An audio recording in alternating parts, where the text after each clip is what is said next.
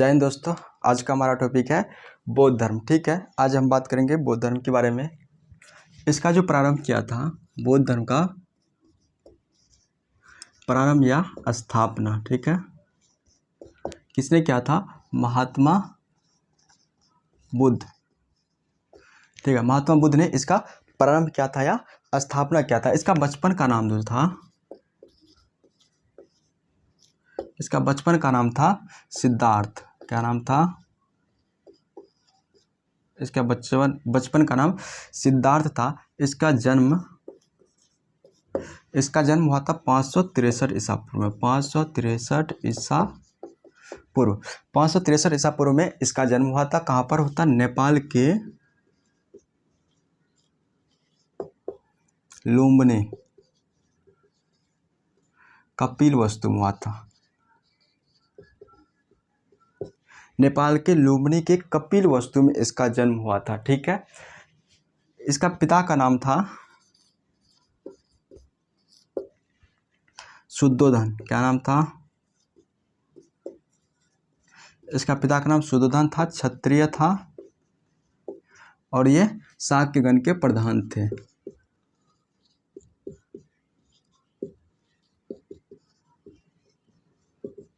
ये शाक्यगण के प्रधान थे। इसकी माता जो थी,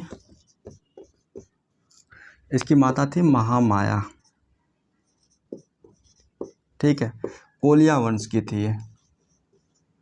कोलिया वंश की थी। ठीक है, महामाया की जो मृत्यु, देखो, महात्मा बुद्ध के जन्म के 7वें दिन ही महामाया की क्या हो जाती है? मृत्यु हो जाती है। जन्म के 7वें दिन मृत्यु। ठीक है, जन्म के 7वें दिन महामाया की मृत्यु हो जाती है। उसके बाद महात्मा बुद्ध का जो पालन पोषण करता है उसकी मौसी करता है। ठीक है, मौसी कौन था? उसकी मौसी थी गौतमी। मौसी गौतमी इसका महात्मा बुद्ध का पालन पोषण करता है और ये गौतमी जो बाद में सौतेली माँ बन जाती है। सौतेली ये माँ भी थी, मौसी भी थी और सौतेली माँ भी थी गौतमी। ठीक है, गौतमी। इसका विवाह 16 वर्ष की अवस्था में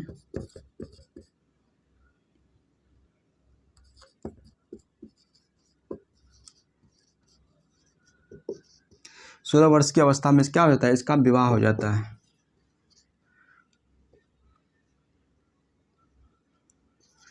इसका विवाह किससे होता है? यशोधरा से।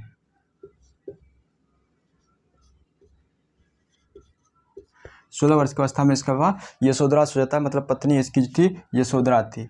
इसका जो पुत्र जो था राहुल। ठीक है, इसका पुत्र का नाम राहुल था। देखो, महात्मा बुद्ध को कई उपनाम से भी जाने जाते हैं। ठीक है, इसका उपनाम है, उपनाम इसे कनक मुनि भी कहा जाता है। इसे कनक मुनि के नाम से जाना जाता है। महात्मा बुद्ध को शाक्य मुनि के नाम से भी जाना जाता है।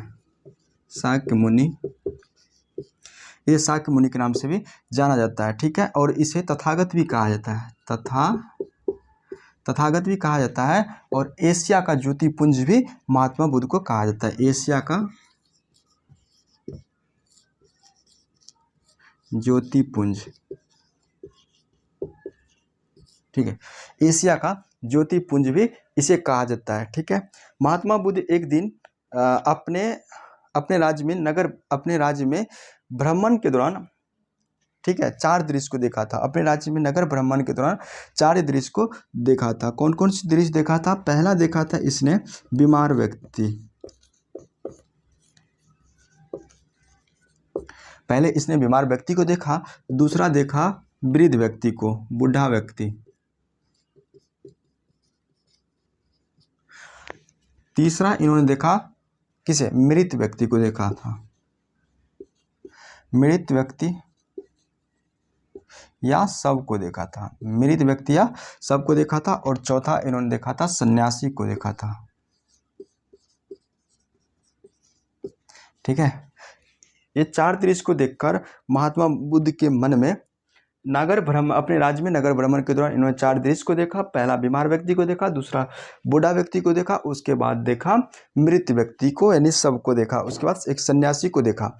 ठीक है, इस 4 दृश्य को देखकर महात्मा बुद्ध के मन में वैराग्य उत्पन्न हो गया। वैराग्य का मतलब होता है गृह त्याग करने की इच्छा। ठीक है, गृह त्याग करने की इच्छा उत्पन्न हो गई। उसके बाद इन्होंने 29 वर्ष की अवस्था में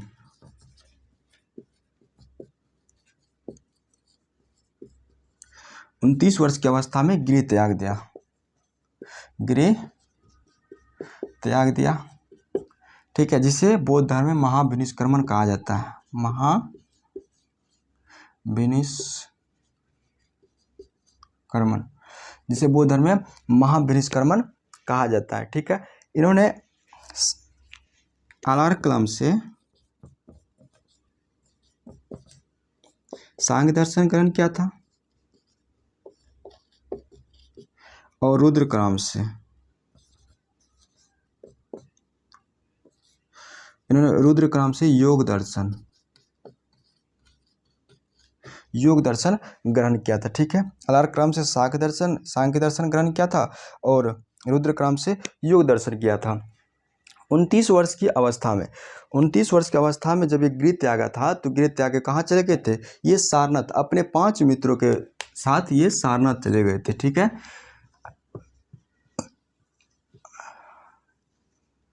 सारनाथ चले गए थे 5 मित्रों के साथ। यहाँ पे वृंदावन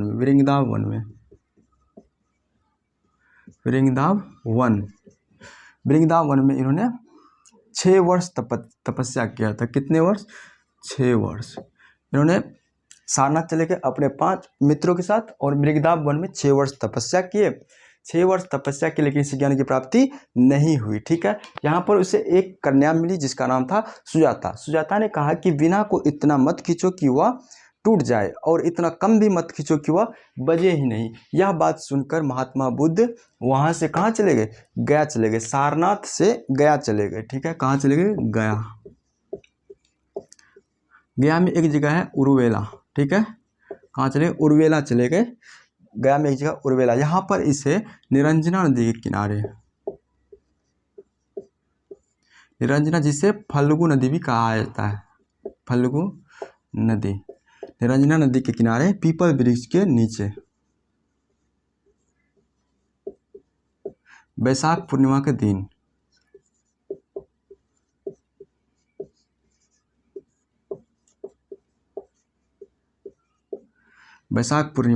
इसे क्या हुई? ज्ञान की प्राप्ति हुई, ज्ञान प्राप्ति। ठीक है, निरंजना नदी या फल्गु नदी के किनारे पीपल वृक्ष के नीचे बैसाख पूर्णिमा के दिन इसे क्या हुई?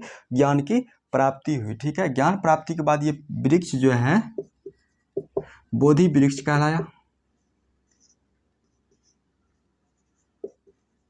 बोधि वृक्ष कहलाया और ये स्थान जो है, ठीक है, ये स्थान बोध गया कहलाया।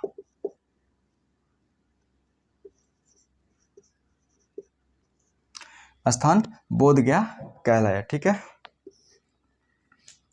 स्थान बोध गया कहलाया। उसके बाद ज्ञान प्राप्ति के बाद ही बुद्ध को महात्मा कहा गया, महात्मा बुद्ध कहा गया। ज्ञान प्राप्ति के बाद इसे क्या कहा गया?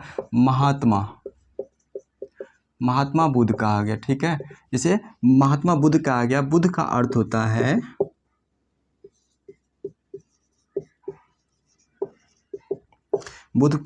है ज्ञान संपन्न व्यक्ति।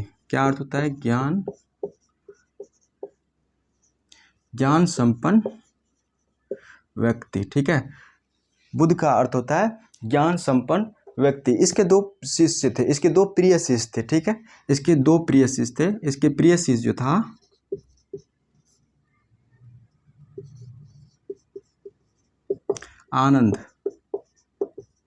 आनंद और उपाली। ठीक है, आनंद और उपाली इसके 2 प्रिय शिष्य थे। आनंद के कहने पर ही, ठीक है, आनंद के कहने पर ही इन्होंने महिलाओं को बौद्ध संघ में प्रवेश की क्या दी थी? अनुमति दी थी। किसके कहने पर?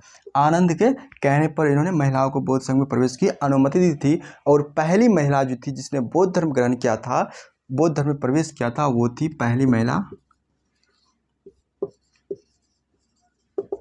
पहली महिला थी गौतमी, इसकी मौसी ही थी या सौतेली माँ कह दो गौतमी, ठीक है। पहली महिला थी गौतमी और दूसरी थी वो थी आम्रपाली। कौन था? दूसरी महिला आम्रपाली, ठीक है। अगर पूछ देगा कि पहला पुरुष कौन था, कौन सा था, कौन सा पुरुष था जो क्या किया था, बौद्ध धर्म ग्रहण किया था, तो पहला पुरुष था तपप्यु था, तो तपप्यु तथा मल्ली, तपप्यु तथा मल्ली था जो क्या किया था, पहला पुरुष था जो बौद्ध धर्म ग्रहण किया था, ठीक है। महात्मा बुद्ध ने कहा कि मेरे उपदेश को, ठीक है, महात्मा बुद्ध ने कहा कि मेरे उपदेश को अंधविश्वास के रूप में मत लो, ठीक है। महात्मा बुद्ध ने कहा कि मेरे उपदेश को अंधविश्वास के रूप में मत मानो, बल्कि इसे अपने तर्क के आधार पर मानो, ठीक है, बल्कि इसे अपने तर्क के आधार पर मानो। एक बार रिवाइज कर लेते हैं। बौद्ध धर्म, इसका जो प्रारंभ या स्थापना किया था, इसका प्रारंभ या स्थापना महात्मा बुद्ध ने किया था, ठीक है। इसका बचपन का नाम सिद्धार्थ था। महात्मा बुद्ध के बचपन का जो नाम था वो सिद्धार्थ था। इसका जो जन्म हुआ था ना 563 ईसा पूर्व नेपाल के लुम्बिनी के कपिलवस्तु में हुआ था। कहाँ पर? नेपाल के लुम्बिनी के कपिलवस्तु में हुआ था। इसका पिता का नाम था शुद्धोधन, क्षत्रिय था और ये शाक्यगण के प्रधान थे, ठीक है, शाक्यगण के प्रधान थे। इसकी जो माता थी महामाया थी, कोल्या वंश की थी। इसकी माता महामाया कोल्या वंश की थी और महात्मा बुद्ध के जन्म के 7वें दिन ही इसकी माँ महामाया की क्या हो जाती है, मृत्यु हो जाती है। उसके बाद महात्मा बुद्ध का जो पालन पोषण करता है उसकी मौसी करता है गौतमी, ठीक है, उसकी मौसी गौतमी करता है। ये बाद में ये इसकी मौसी क्या होती है, इसकी सौतेली माँ बन जाती है, सौतेली माँ बन जाती है। उसके बाद 16 वर्ष की अवस्था में महात्मा बुद्ध की यशोधरा नाम की कन्या से क्या हो जाती है, शादी हो जाती है। इसका पत्नी का नाम यशोधरा था और इसके पुत्र का नाम जो था वो राहुल था, पुत्र का नाम राहुल था। महात्मा बुद्ध को कई उपनाम से भी जाना जाता है, महात्मा बुद्ध के कई अन्य नाम से भी जाना जाता है। जैसे महात्मा बुद्ध को कनक मुनि भी कहा जाता है, शाक्य मुनि भी कहा जाता है और तथागत भी कहा जाता है, ठीक है। एशिया का ज्योतिपुंज भी महात्मा बुद्ध को कहा जाता है, जिसे लाइट ऑफ एशिया कहा जाता है, लाइट ऑफ एशिया भी कहा जाता है, एशिया का ज्योतिपुंज भी कहा जाता है। एक दिन इन्होंने अपने राज्य में, महात्मा बुद्ध ने एक दिन अपने राज्य में नगर भ्रमण के दौरान 4 दृश्यों को देखा था। पहले देखा था बीमार व्यक्ति, ठीक है, बीमार व्यक्ति को पहले देखा। दूसरा दृश्य देखा एक बूढ़ा व्यक्ति को देखा। तीसरा देखा शव को देखा, ठीक है, सब या एक मृत व्यक्ति को देखा। और चौथा सन्यासी को देखा। इन चारों दृश्यों को देखकर महात्मा बुद्ध के मन में वैराग्य उत्पन्न हो गया। वैराग्य का मतलब होता है गृह त्याग करने की इच्छा उत्पन्न होगी। महात्मा बुद्ध के मन में गृह त्याग करने की इच्छा उत्पन्न हो गई और 29 वर्ष की अवस्था में, कितने, 29 वर्ष की अवस्था में महात्मा बुद्ध ने गृह त्याग दिया, जिसे बौद्ध धर्म में महाविनिष्क्रमण कहा गया, है।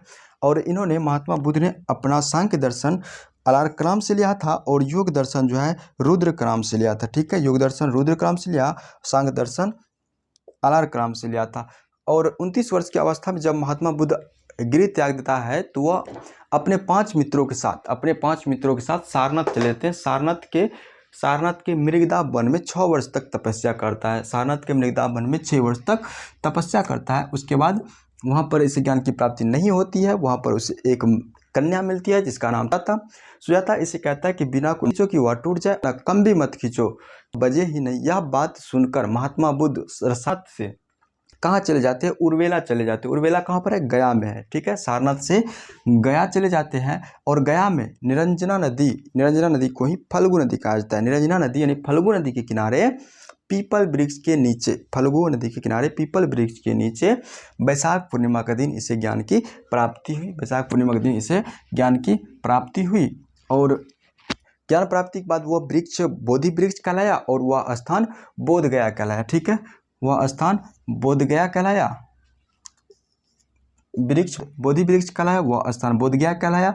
और बुद्ध को महात्मा गया, ठीक है। ज्ञान प्राप्ति के बाद बुद्ध को क्या कहा गया, महात्मा कहा गया, महात्मा बुद्ध कहा गया। बुद्ध का अर्थ होता है ज्ञान संपन्न व्यक्ति। बुद्ध का जो अर्थ होता है ज्ञान संपन्न व्यक्ति। महात्मा बुद्ध के 2 प्रिय शिष्य थे। महात्मा बुद्ध के प्रिय शिष्य जो थे वो आनंद थे और उपाली थे, ठीक है।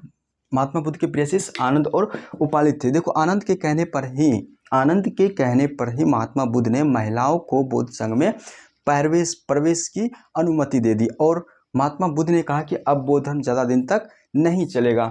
ठीक है, उसके बाद पहली महिला जो थी जिसने बौद्ध धर्म में प्रवेश की थी, पहली महिला वो थी गौतमी, दूसरी महिला थी आम्रपाली। ठीक है, पहली महिला जिसने बौद्ध धर्म ग्रहण किया था वो उसकी मौसी गौतमी था, दूसरी महिला आम्रपाली थी।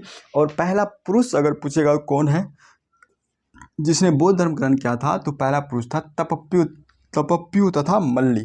तपप्यू तथा मल्ली पहला पुरुष था जिन्होंने बौद्ध धर्म को क्या किया था, ग्रहण किया था। ठीक है, आज की क्लास यहीं तक होगी। आज की क्लास यहीं तक होगी। इसके आगे हम अगले वीडियो में बात करेंगे। ठीक है, जय हिंद।